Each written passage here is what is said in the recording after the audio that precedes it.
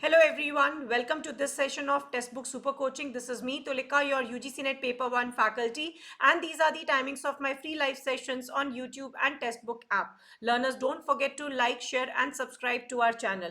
जो भी students Textbook Super Coaching platform पर नए हैं, हमारे channel को subscribe ज़रूर से कर लीजिए so that you don't miss out on any important updates with regards to UGC NET and other related exams.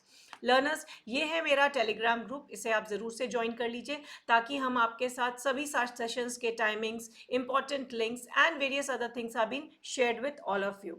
So don't forget to join.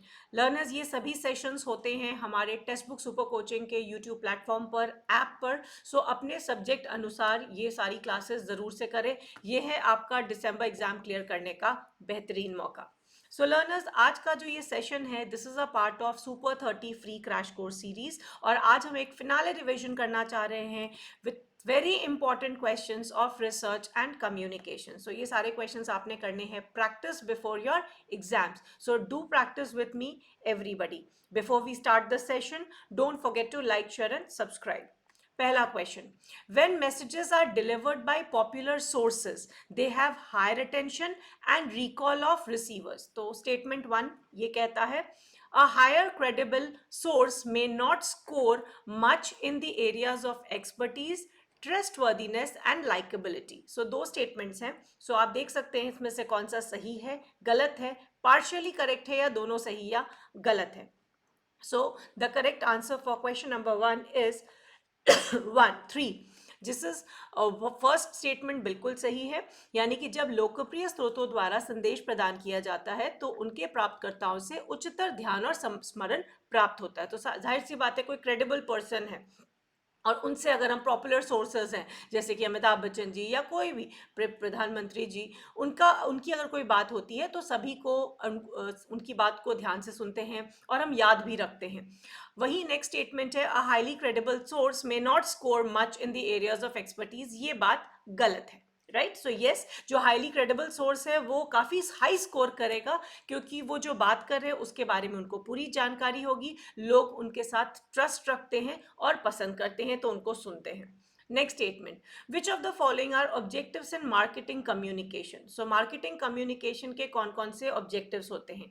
B लिटलिंग competitive brands, category need, brand awareness, brand attitude, brand purchase intention. So प्रतिस्पर्धा, brand की महत्ता कम करना, श्रेणी की आवश्यकता, brand के बारे में जागरूकता, ब्रांड की अभिव्यक्ति, ब्रांड के क्रय का इरादा. सो इसमें से कौन से हैं सही ऑब्जेक्टिव्स मार्केटिंग कम्युनिकेशन में? सो आई बिलीव हमने ये क्वेश्चन पहले भी कर रखा है. सो बी लिटिल यानी कि जो प्रतिस्पर्धा ब्रांड है, जो कॉम्पिटिटिव ब्रांड्स हैं, उनको बी लिटिल करना मार्केटिंग कम्युनिकेशन नहीं होता, ऑब्जेक्टिव नहीं होता है. बाकी सारी चीज़ें सही हैं.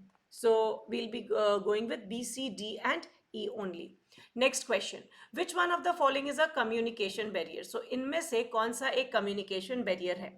कम्युनिटी का attention, semantic distortion, amplified image या इन्फोग्राफिक. सो इनमें से कौन सा एक कम्युनिकेशन बैरियर की तरह काम करता है? And the correct answer is semantic distortion. यहाँ पे हम क्या बात कर रहे हैं? अर्थगत विरूपण, यानी किसी भी शब्द का अगर अर्थ का निरर्थ हो जाए तो वो हो जाता है सिमेंटिक डिस्टॉर्शन. बाकी सभी चीज़ें इफेक्टिव कम्युनिकेशन में कंट्रीब्यूट करती हैं. सो लर्नर्स, आई होप आप सबों ने सेशन को लाइक, शेयर और सब्सक्राइब कर लिया है. हमारे सिंगल सब्सक्रिप्शन में आपको मिलते हैं video courses, mock test, study notes and live classes by the experts. Next question, in organisational system organisational communication implies. तो अगर हम ऑर्गेनाइजेशनल सिस्टम यानी कि संगठनिक प्रणालियों में संगठनिक संप्रेषण किसकी आपूर्ति करता है, क्या चीज़ की आपूर्ति करता है? Is it attitudinal inputs, political input, social input और इंटरटेनमेंट इनपुट. सो चूंकि हम बात कर रहे हैं यहाँ पे एक ऑर्गेनाइजेशन की, और organisation is a part of a society, और इस तरह की कोई भी चीज़ होती है तो सोशल एस्पेक्ट को डील करती है. सो ऑर्गेनाइजेशनल सिस्टम्स में ऑर्गेनाइजेशन कम्युनिकेशन इंप्लाई करता है सोशल इनपुट्स को. Question number 5, in an implicit business agreement communication is. अगर हमने एक अव्यक्त व्यावसायिक समझौता बनाया है तो उसमें संप्रेषण क्या होता है? अस्पष्ट होता है, खंडित होता है, अवास्तविक होता है या विस्तृत होता है? सो जब भी हम कोई इम्प्लिसिट बिजनेस अग्रीमेंट बनाना चाह रहे हैं तो हम क्या रखते हैं? हर चीज़ को क्लियर रखते हैं, किसी भी तरह का कंफ्यूजन नहीं रखते हैं. किसी भी तरह का फ्रैगमेंटेटेड इंफॉर्मेशन नहीं रखते हैं, ना ही उसे अवास्तविक या कॉन्ट्रीव्ड रखते हैं. So we try to make it extensive, जिसमें सभी बातों का खुल करके एक्सप्लेनेशन होता है. ठीक है, सो इम्प्लिसिट बिजनेस एग्रीमेंट में सारी चीज़ें क्लियरली होती है. Coding is an important process in grounded theory in which data are classified into well-defined categories. तो क्या ये statement सही है?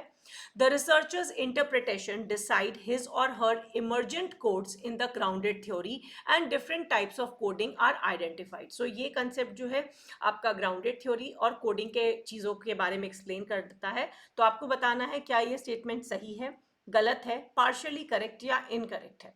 सो क्वेश्चन नंबर 6, दोनों ही स्टेटमेंट करेक्ट है. तो हम क्या यहाँ बात कर रहे हैं?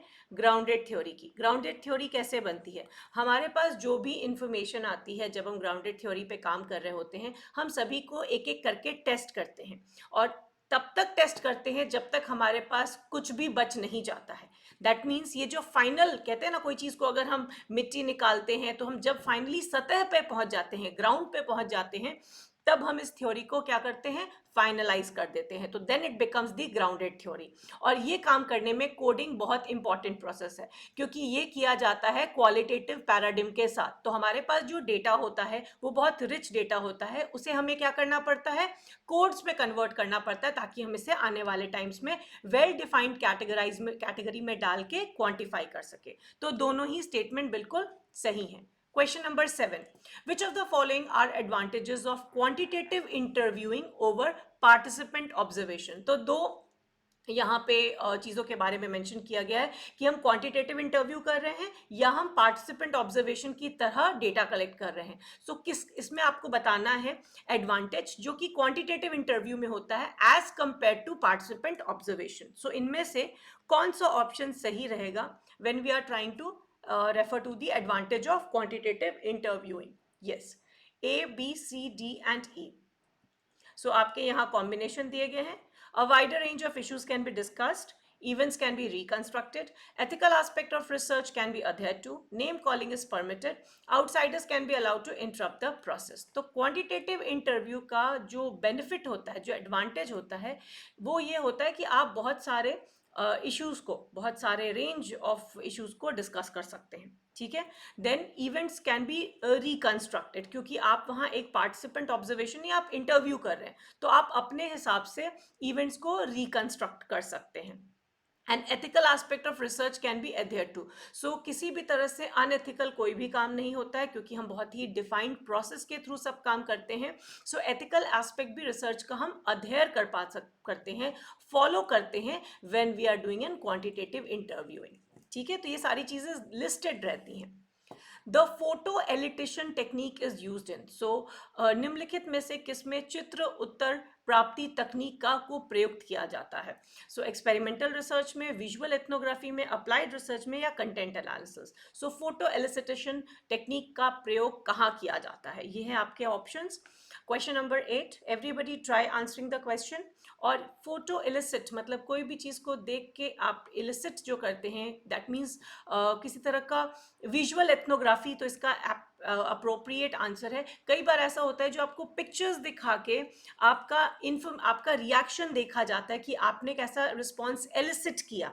राइट. सो ये है फोटो एलिसिटेशन टेक्निक, जो कि कई बार रिसर्च में यूज की जाती है, और ये आती है हमारी विजुअल एथनोग्राफी के कैटेगरी में. Right. Next question, a major limitation of the postal questionnaire survey is. तो जब भी हम डाक प्रश्नावली संरेषण का यूज करते हैं, तो उसका सबसे बड़ा लिमिटेशन क्या हो जाता है when we talk about postal questionnaire survey? So क्या वहाँ पे हमें सप्लीमेंट्री क्वेश्चंस की ज़रूरत पड़ती है, एक्स्ट्रा डेटा मिल जाता है, एक कवरिंग लेटर की ज़रूरत होती है, high rate of non response. तो एक मेजर लिमिटेशन हम जनरली कहते हैं तो प्रॉब्लम की तरह हम उस चीज़ को आइडेंटिफाई करने की कोशिश करते हैं. एंड येस, जब भी हम पोस्ट के द्वारा अपना क्वेश्चनर सर्वे भेजते हैं, तो उसके रिस्पॉन्स आने के चांसेस कम होते हैं, तो higher rate of non response बढ़ जाता है. ठीक है. सो बाकी के कंपैरिजन में this is the most appropriate. In quantitative research, providing a basis for more precise estimation of the degree of relationship among or between concepts is a function of. तो ये कहाँ पे किया जाता है? जब भी हम क्वांटिटेटिव पैराडिम लेके रिसर्च कर रहे हैं और हम प्रिसाइज बेसिस लेना चाह रहे हैं, या तो हम ये बताना चाह रहे हैं क्या है रिलेशनशिप दो वेरिएबल्स के बीच में किस डिग्री की है, और या कंसेप्ट के बीच का रिलेशनशिप को समझाना चाहते हैं. So what are we doing? We are doing surveying, reviewing, measurement या सैम्पलिंग. सर्वेक्षण करना, पुनरावलोकन करना, माप करना या प्रतिचयन करना. सो जैसे कि आप लोग देख सकते हैं, what we try to do, quantitative research करें सो हम मेजर करना चाहते हैं, है ना. We try to see whether these are strongly related और वीकली रिलेटेड. क्या कंसेप्ट के बीच में किसी तरह का रिलेशनशिप है भी या नहीं, और अगर है तो किस डिग्री का है, राइट. तो ये हमारा क्वांटिटेटिव रिसर्च में आता है. Next question, identify the disadvantages of closed ended questions. तो आप लोगों को पता है हम ज़्यादातर सर्वे रिसर्च जब करते हैं उसमें हमारे पास ओपन एंडेड और क्लोज्ड एंडेड क्वेश्चंस होते हैं. यहाँ आपको आइडेंटिफाई करना है क्लोज्ड एंडेड क्वेश्चंस के डिसएडवांटेजेस. तो ये हैं आपके ऑप्शंस 3, इसमें से आपको करना है check. So everybody try answering question number 11.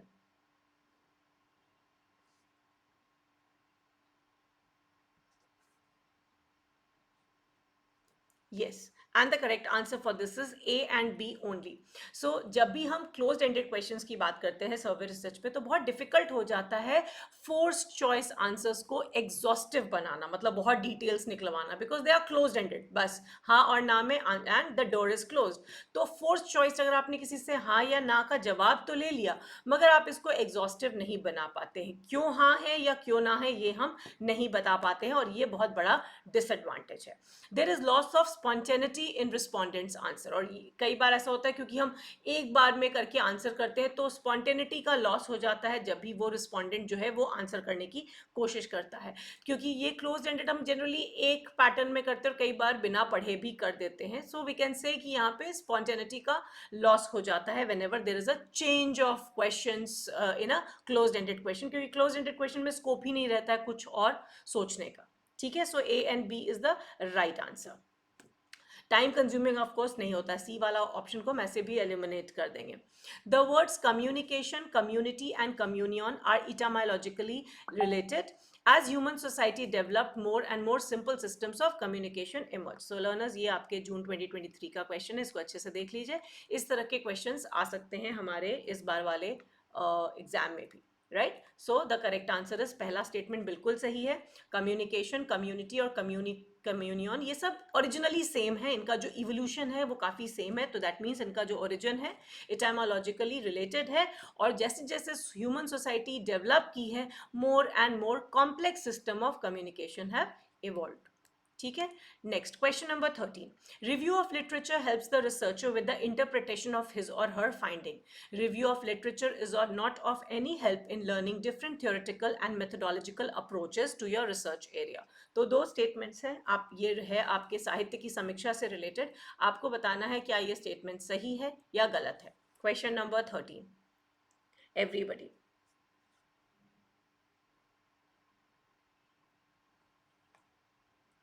Yes, and जैसा कि आप देख सकते हैं, हम जब भी साहित्य की समीक्षा करते हैं यानी रिव्यू ऑफ लिटरेचर करते हैं, तो ये रिसर्चर की मदद करता है कि अपनी फाइंडिंग्स का वो बेहतर तरीके से इंटरप्रेट कर सके. और दूसरा स्टेटमेंट बिल्कुल गलत है. जब हम लिटरेचर का रिव्यू करते हैं तो हमें काफ़ी मदद मिलती है कि एक ही चीज़ को अलग अलग लोगों ने किस तरह का थियोरेटिकल अप्रोच के साथ काम किया है, किस तरह के मेथड्स के बेसिस पे काम किया है. So second statement is false. Question number 14. The audience of digital media are affected by. तो आज की हमारी जो डिजिटल मीडिया की ऑडियंस है, जो डिजिटल मीडिया के श्रोतागण है, वो किससे प्रभावित होते हैं? Limited geographical area, fragmentation, passive message या आइडेंटिटी क्राइसिस. तो आज के समय में हमारा जो डिजिटल मीडिया का ऑडियंस है किससे प्रभावित हो रहा है? So it is all on the basis of खंडितता, that means fragmentation. So fragmented view हो रहे हैं, आप एक पर्टिकुलर स्कूल ऑफ थॉट को बिलोंग करते हैं और उसी को सपोर्ट करते हैं. सो यहाँ पे ऑल्दो हम कहीं पे भी लोकेटेड हो, जोग्राफिकल बाउंड्रीज तो बिल्कुल नहीं रह गई हैं, और पैसिव मैसेजेस नहीं होते हैं, बिकॉज डिजिटल मीडिया में जो ऑडियंस है वो बहुत एक्टिवली पार्टिसिपेट करते हैं. और आइडेंटिटी क्राइसिस की यहाँ पे कोई कमी नहीं है. Fragmentation is something which is affected, right. Next, which of the following diagrams would be helpful in depicting the median value in data? अगर किसी भी डेटा का हमें मीडियन वैल्यू को डिपिक्ट करना है तो उसके लिए सबसे बेहतर कौन सा ऑप्शन रहेगा?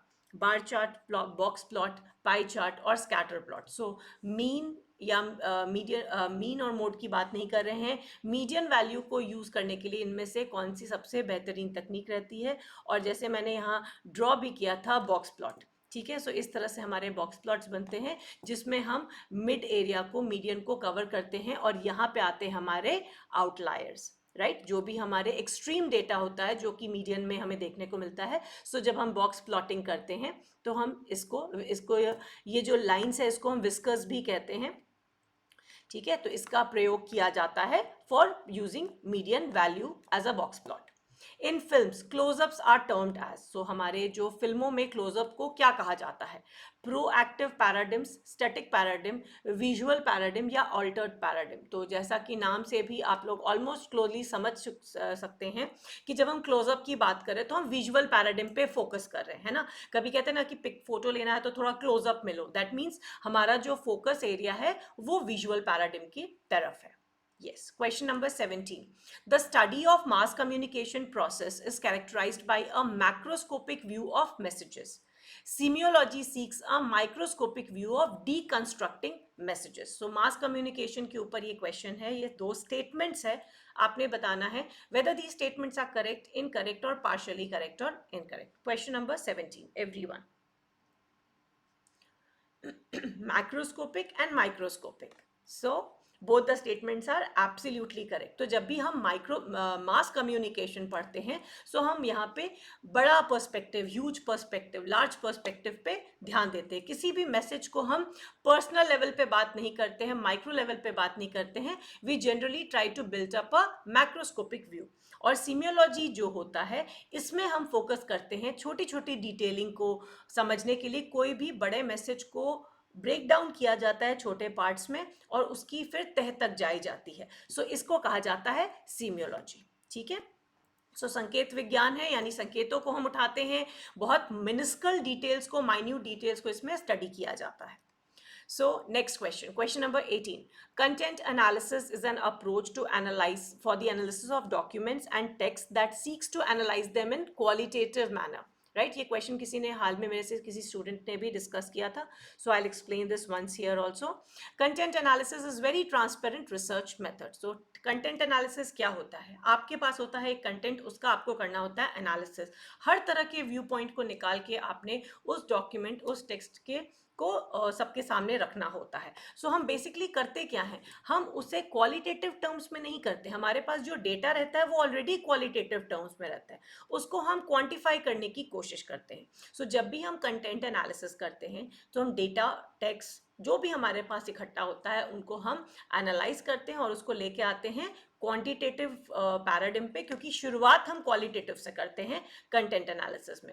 और इसका एक तरीका ऐसा होता है कि ये बिल्कुल ट्रांसपेरेंट होता है, चाहे आप करें या कोई भी करे, उसके जो रूल्स हैं वो हम अगर फॉलो करेंगे तो हम एक ही जगह पे पहुंचेंगे. तो ताकि इसमें क्या रहे, सब्जेक्टिविटी ना रहे, ठीक है. सब्जेक्टिविटी को रिमूव करने के लिए इसे ट्रांसपेरेंट रखा जाता है और इसी वजह से इसको क्वांटिफाई कराया जाता है, राइट.